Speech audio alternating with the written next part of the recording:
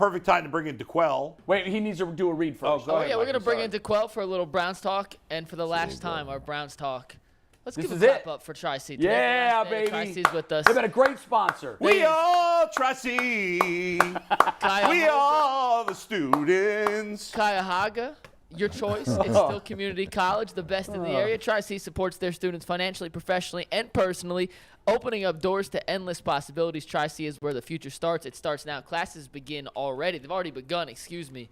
Today's the last day to register. I heard a rumor that if DeQuell didn't go to Maryland and he decided to go the community college route, Tri-C is probably where he would have ended up. And that is a compliment to Quell, because Tri-C, you and Ben Wallace could have ran Tri-C together, for real. So you think so, huh? So have we solved the problem with Cuyahoga? Have we figured that out? Not What's really. The problem? No. What did you say when you were here? Okay. Yeah, I said Cuyahoga. Yeah, that's Cuyahoga. it. That's it right there. Brad's a lifer. That's it right there. Brad That's it says right there. Cuyahoga. I say Cuyahoga. That's it. Yeah. That's it right there. Well, I you get right people on. when I'm just walking down the street now just look at me and go, This ain't- Cuyahoga. It's not Prince George's County. Hey, DeQuell, I'm curious. It's not PG. I like those floating shelves, by the way. Yeah, that's nice. I like those floating shelves. Did you install those yourself? No, I'm actually in a hotel, if you believe it or not. I'm down in Miami right now. I'm lucky traveling. you, brother. Traveling with the wife. She had some board meetings, so I'm like, all right, we'll tag along. More support. Nice. Hey, DeQuell, I'm Absolutely. curious because Jay just mentioned that, like, the Browns, Browns have a losing culture here. We know that. They haven't, like the Steelers, as much as I thought they'd be under 500 this year, and I was wrong, like, part of the reason they're able to at least get to mediocrity is because of their culture. They should have been under 500, but they find a way to at least be decent every year. So I'm curious, when you were here and you're losing year after year, for guys like you that spent a lot of time here, I think I asked the same question to Joe Thomas years ago. Not that you accept losing, but does there ever become a point where you have to not be bothered, I guess, as much by the losing, because you're doing all you can, but you'll drive yourself crazy if you get depressed about every loss? I mean, how does that work for you? Yeah, and that was something that I had to learn to deal with, because when you're here for only 2 or 3 years, it really doesn't affect you as much as, my time here. I spent 8 years there, and Joe Thomas spent his entire career there. The lifers, the Joe Haytons of the world who've been there for so many years, it's an urge that you have to fight, man. And it's so tough and it's so difficult to deal with from a mentality standpoint. In terms of the locker room, I think that's why front office guys invested in guys like myself and Joe Thomas and Joe Hayton, guys who loved Cleveland, being in Cleveland. Mm-hmm. And despite what the record was each year, you had the same mentality every year. Every year you thought you could win a Super Bowl. Every year you thought you could win. No matter, despite what the record was, you still a pro. You learn how to become a pro very early in your career, and I think it permeated throughout the locker room in my time there. Where the Browns are right now, I don't think we all make this fuss about Myles Garrett being the guy. He's not that guy. Can you develop him to be that guy and galvanize all the guys? I don't know. We'll see. He has the rest of his career to prove to us that he can be that type of leader. But I think that is the issue is, you have to get guys to buy in. You have to be able to identify those guys that you can rely on, obviously when things are going well, but when things are going bad, which guys are going to, tighten that rope and say, you know what, I'm going to pull guys along to get over this hump. From what you've heard about Schwartz, and I know you were on with this last week before the hire was made, and you said he's a no-nonsense guy. He's a guy that's known for getting the most out of his players. I'm sure you know guys that played for him. I'm sure you've talked to guys that played for him. Give us your reaction to Jim Schwartz being hired, and what impact do you think him being here is going to have ultimately on this defense? Yeah, I think in terms of talent on this defense, it's a no-brainer. We have the talent. We were missing someone that can get the best out of our talent. And I think Jim Schwartz, am I saying his name right? Is it Schwartz or Schwartz. Yeah, you got it. Schwartz. I think his attitude and his demeanor, where he comes from, I listened to his presser. I think he said all the right things. If as a player on this defense, if you're not all in, you're not gonna vibe well with Jim, because he demands from Myles Garrett to the last guy on the roster. He demands a certain level of professionalism, a certain level of success, because he's had it. Everywhere he's been, he's had guys that have basically prolonged his career by playing well. He gets it. And I think he'll be able to come in and sell the points like, listen, guys, we can get everything we want. We can hit all the goals we want individually, money, the whole thing. He'll break it down to those guys and say, you know what? But if we don't have team success, we don't reach any of our goals. And I think you got to, the great coaches, the secret sauce is the personality trait. It's how do I convince these guys early on, I'm the guy for the job. How do I, and when you start to humanize yourself, you don't go in, and I think he'll go in and be just a guy. And I think all the guys will respect it. He's got the respect, he's got the credentials, he's got the credibility, he's got all these things. And I think his personality trait will bode well with the top end guys and the low end guys on this roster. DeQuell, question for you. How long does that typically, basketball is different. Football, tell me, how long does that typically take with a new coach taking over the type of situation he's walking into? How long before he has an impact on the personality of this defensive squad? And does that occur during the summer? You start seeing the trend turn? When does it start to happen? It's got to happen now. He's got to be on the phone with all of his guys, building a rapport right now and saying all the right things. With my experience, anytime we had a new position coach or a new defensive coordinator coming to town, I was the guy making the call because I wanted to be one of the first voices they heard so he can rely on me. Hey, what's your message? So I can tell other guys, okay, I think I like this guy. But I think on his end, he's got to make those calls now. Right. It's something that it never stops and it never ends, and you can't start early enough, in my opinion. DeQuell, Jim Schwartz plays a lot more man-to-man than he does zone, at least traditionally. I mean, I guess we don't know for sure it's going to happen here. It seems to me that Denzel Ward would thrive more as a man-to-man, being a man-to-man more often. Do you see it that way? I mean, you know better than I. Is that right or not necessarily the case? Yeah, corners, they're crazy, man, and they love playing man, because it makes their job easy. You don't have to rely on anyone else to communicate. If a guy is crossing and you got to drop him and give him to the next defender, corners love playing man. But the only issue is if you don't have an offense that isn't generating a lot of points, that means you're putting yourself in harm's way a lot more often all the time than what you have to. So it's a give and take situation. And I think with Denzel, I think he works best in man. But Jim, in my opinion, I think one of the reasons they brought him in because he can identify those players at each level that can help this team. And he talked about in his presser, if you can generate pressure with your front four and you can dictate to the offense when you want to pressure as opposed to the other way around, it's going to help guys like Denzel Ward, Delpit, and a lot of other guys in this locker room. But I think in terms of Denzel, listen, he's a guy that you can win with. You can take this defense to the next level. But like every other player, you need help, and you need the right coaches in place. Oh, I'll say this one other thing, and I know I'm skipping around a bit, but during the presser, Jim said something that I thought was very intriguing, and I think it was an indictment on Joe Woods. He talked about coordinators being able to not only coach the players, but coach the coaches.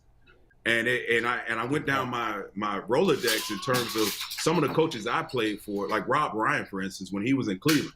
Everyone thinks the world of Rob Ryan. Love him to death as a coach. But it was so disjointed. In his meetings, he would say one thing, and then in the position room, they were saying something else. So it was a lot of disjointed communication going on, which obviously spills over to the field. And I think that had a lot to do with that. He was speaking in terms of why he got hired, and I took it as some of the things that Joe Woods wasn't able to accomplish, and that's why he was no longer here with this football. That's a great point. You don't really think about that as a non-player, but the fact that you had a DC telling you one thing and a position coach telling you the other, that's a disaster. It's a disaster. Yeah. DeQuell, I'm curious. I know you, and I felt the same way. We were all high on JOK because his rookie year, he showed a lot of promise. And then I can't wait to talk about this. Right. So he went downhill year two. Jim Schwartz, there's obviously a skill set there, but it's tricky because he doesn't look like a linebacker, or at least a traditional linebacker. So Right. if you were the coach of the Browns, what would you do? Like, you have to find something that JOK could do that he could do well. So how would you use him, and how hard is it to figure that out? Yeah, that's something they have to. If I were that coach and what I watched on film, he's not a linebacker. He's definitely not he doesn't have the fundamentals to play linebacker. It's just not. And the places he was put in on he was playing Sam at one position, and I don't think he's got the skill set. He's got the athletic ability, but he doesn't have the discipline to play linebacker right now. So I what would is he? look at playing him on third downs, bring him in to guard tight ends, let him be the man-to-man, the cover linebacker with the title linebacker. Because I just don't think – I think from that position, you got to look at some of these free agents that are out here and bring a guy in that when a coach says these are the things we need to do to be successful, you actually have a guy leading by example doing those things. I think when you look at this group, when you look at JOK, he doesn't play well with his hands. He gets lost in space. He plays too hesitant.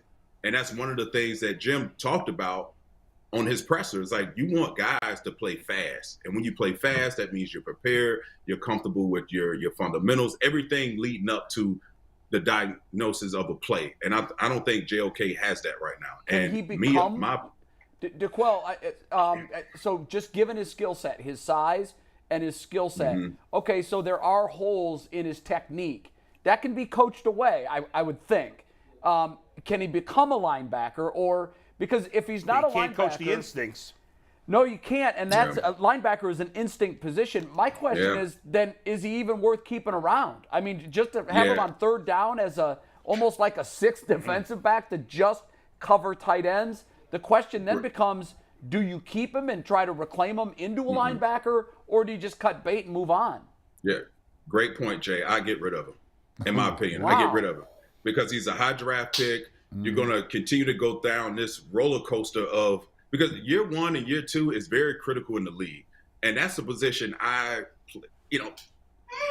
see it. And I watch every game, the JOK, every footwork, every step.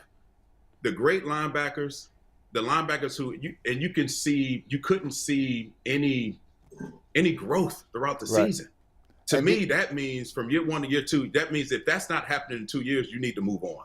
And you need to find someone else. DQ, tell him this. You're not being mean. You're not being mean at all. Yeah. You calling a spade a spade, Love it. right? This is what it is, right? Either you do or you don't. And if you don't, it's nothing personal against you. We have to move on here because we coming from last place in this division, right, when the expectations were much higher, right? So you have to start saying, okay, how do I win here?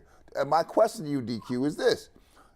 Is Schwartz the guy that goes back to the management now? The head coach said, "Listen, I need this player, this player, this player, and I don't need this. And player. I don't need this guy." Right? Yeah, because he does not fit the bill of Jim Schwartz attitude style defense. Listen, there's a guy I've reached out to early. He hasn't gotten back to me. Steve Tulloch. Steve Tulloch played at NC State. He played under Schwartz in Tennessee. He's probably with shoes on 5'8". But he was a nasty, instinctual, tough, physical, fast linebacker. That's the DNA of what Jim stands. That's what he wants from his interior linebackers.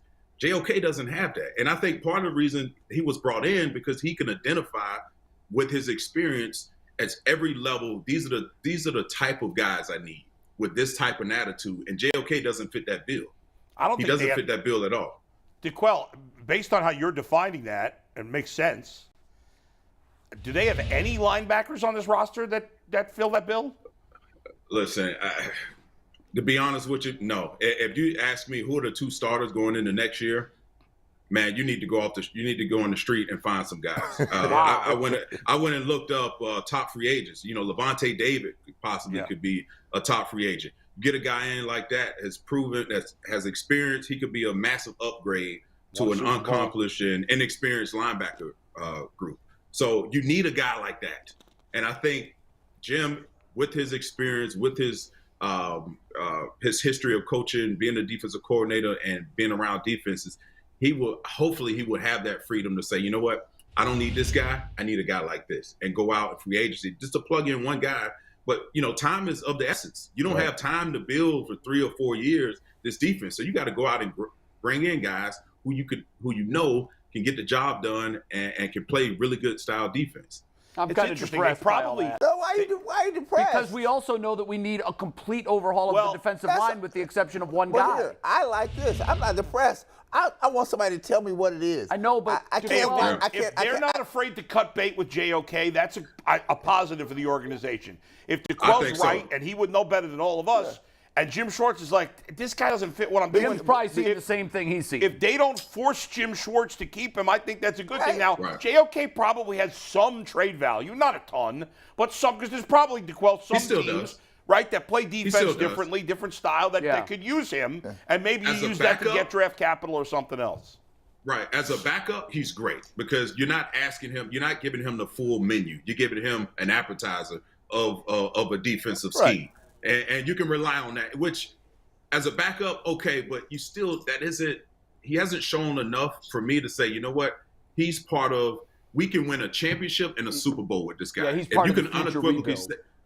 yeah, he's part of the future rebuild. And I don't think right now that's not what this team needs. You need someone that at best, he's a guy, he's going to be a special teams guy. If things doesn't change drastically, he's going to be a special teams guy and a backup guy. DeQuell, tell him this. How is it when you line it up next to a guy that you know is inferior for the job, right? Tell him the pressure that puts on me, right? Because I know you can't do what needs to be done, right? And so now I got to cover up not only my stuff, but I got to also help you because you can't do it. Well, So- Anthony Walker, I feel like that's why he was brought in as a mentor for a guy like JOK that was all over the place fundamentally and instinctually and all these other things. And when they lost him, JOK just kind of was in this puddle. He didn't have anyone to kind of lean on to. Hey, this is how we play the position. This is how. Do I think it's salvageable? It could be. We hope so, but not for the Browns. I think where the Browns are in this staff, you got to move on. You got to bring somebody in that can get it, that you can rely on. I got another linebacker. I don't know how much you've seen of him, JOK, or how you've seen plenty of JOK, but compared to JOK, but I watch him a lot because he's on the Bengals. The Bengals have two really good linebackers, Logan Wilson and Jermaine Pratt. And Pratt in particular has really stepped forward this year, had a big year. He's a free agent.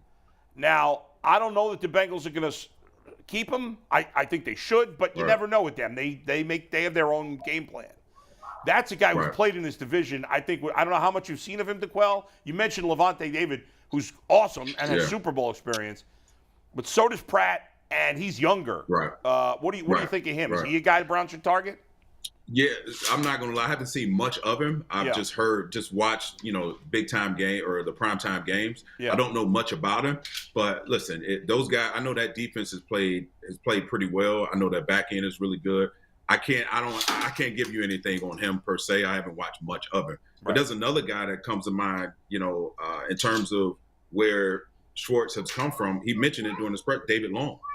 David Long, the undersized guy, don't be surprised if you start plucking guys from over, from Tennessee to come over. Absolutely. And understand the system, guys that he's been around, understands their temperament, understands their attitude. I think that's what this defense needs. This defense needs some attitude, man. They Does do he it come all out the of time. retirement to Quell to play in this defense? Yeah, we kinda need Are you you the to right Quell. fit I for mean, Jim Schwartz, middle linebacker?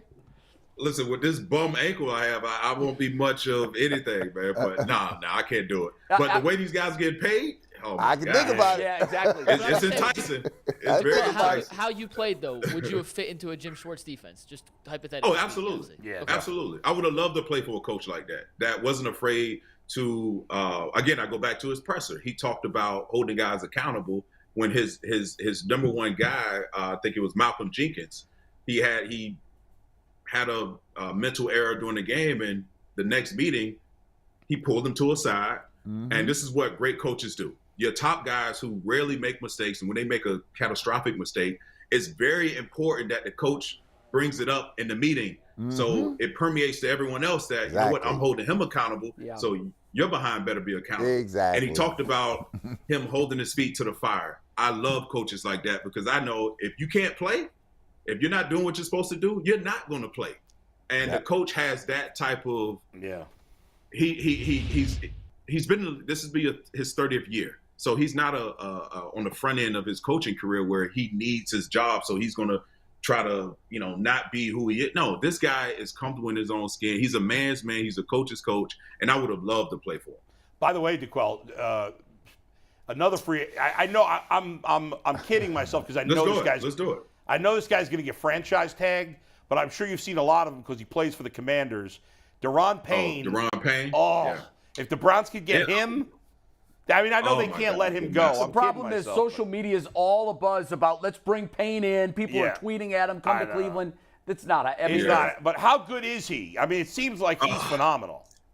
Yeah, he's one of those rare breeds that can generate pressure from the interior of your defensive line. That's something the Browns desperately needs, because when you have a guy that can generate 16 sacks on one end, and if you can generate any pressure, take the double team away from him, and have it only helps your defense generate pressure. And that's the number one. Listen, if you can generate pressure in this league, you guys know you're gonna win a ton of games in this league. And Deron Payne will be a huge upgrade, massive upgrade. But again, it's wishful thinking.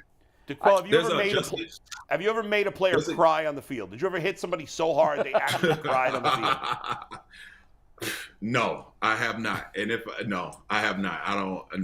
No, I haven't. I wish I could tell it. Yeah. Listen, I would love to tell you. I would love to tell you I made somebody cry.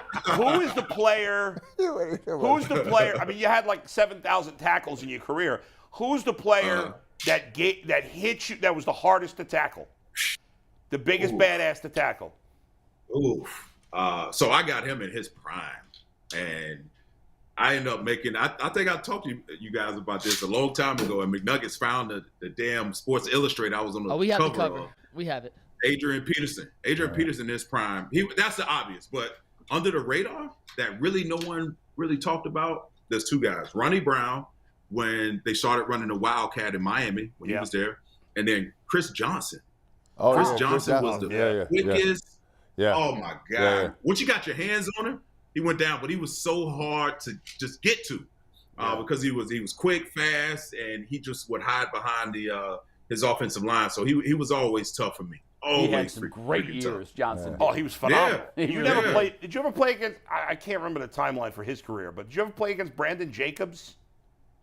So I did, but you know what? The thing with Brandon, he was just big, but he wasn't that. He was easy to bring down. Guys on the back end were afraid to hit him because he's so big, and when he puts those shoulder pads over his knees, you're gonna go backwards. You're gonna go where he's going. What about Mike Allstott? Did you ever play against Allstott?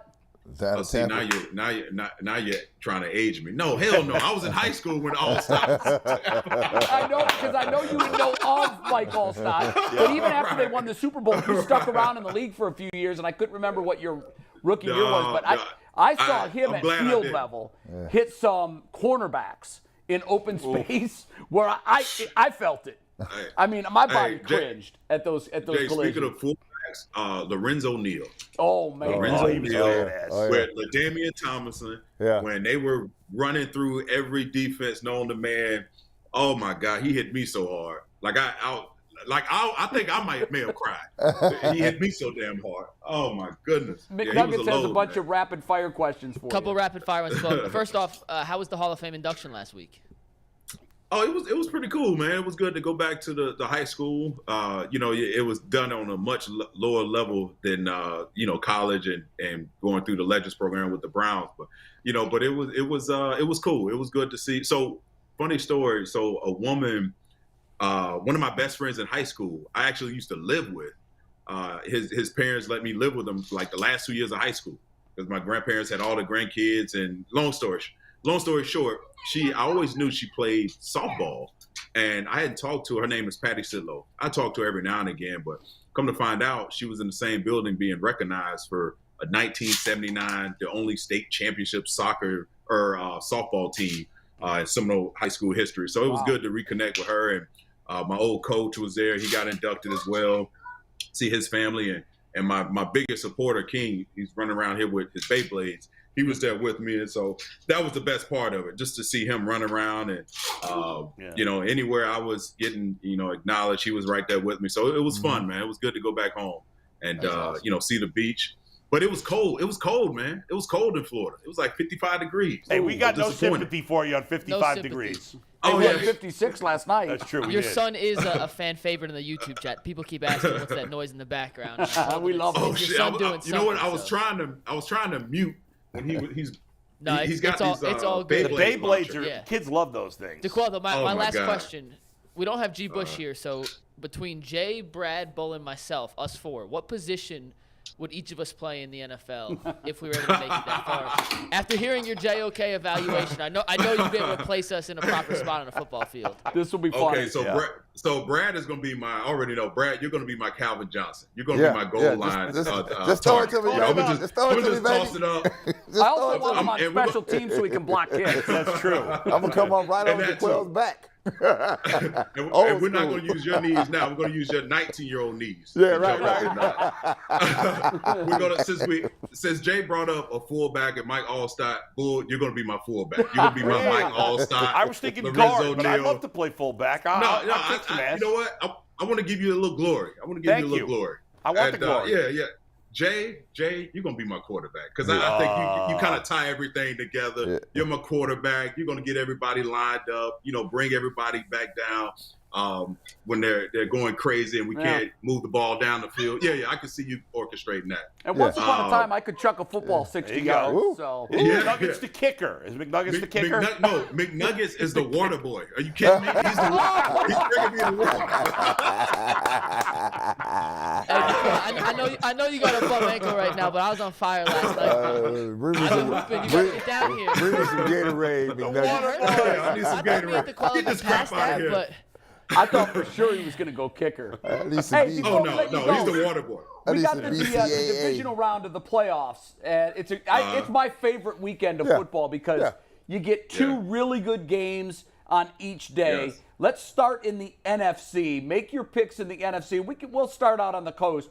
We'll start with the 49ers and Cowboys. Who do you like?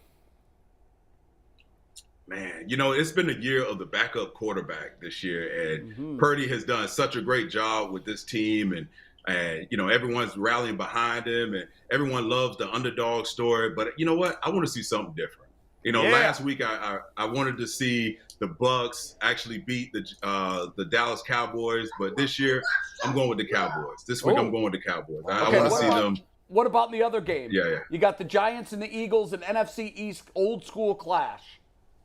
Yeah, I'm going Eagles. I'm still on this Jalen Hurts bandwagon. I want to see him really, take his game to the next level, and you make your legacy known in the playoffs. So I'm going to Philadelphia Eagles and Jalen All right, Hurts. that'd be an interesting Dallas Philly NFC Yes, East it would be. championship Yeah, would game. love I it. mean, Yeah. this Would has love been it. the year of you said it, backup quarterback, but also the NFC East Yes. is shining this After year. a terrible year It's last. Yes. awful. Okay, Yes. what about in the AFC? Yes. You got two games over there. You got the Jags at the Chiefs and the Bengals at the Bills. Who do you like in those two?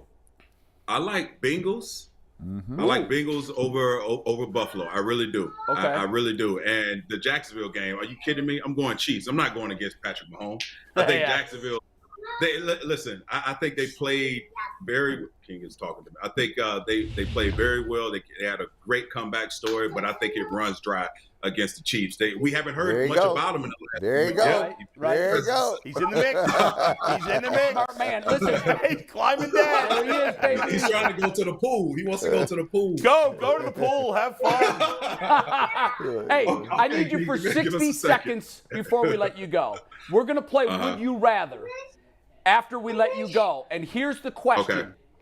Would you rather, for the next 4 years, taking everything into consideration, salary, past experience, baggage, everything, I'm giving you a choice. Deshaun Watson at his salary, Brock Purdy at his. Oh my goodness, that's funny. I know what you guys are doing. That's funny, but I gotta go with Deshaun Watson. I'm All right. sorry. Very I'm sorry. good. I gotta go with Deshaun. Watson. That's funny. Purdy, That's yeah, good, right? I like it this year, but no, not for over 4 years. Absolutely I not. will say that is the absolute, to quote G. Bush, Duke of knee-jerk reaction. Yeah. Of course, what are you kidding? It's To but pick Brock Purdy. I was asked as a service to this show to take the other side.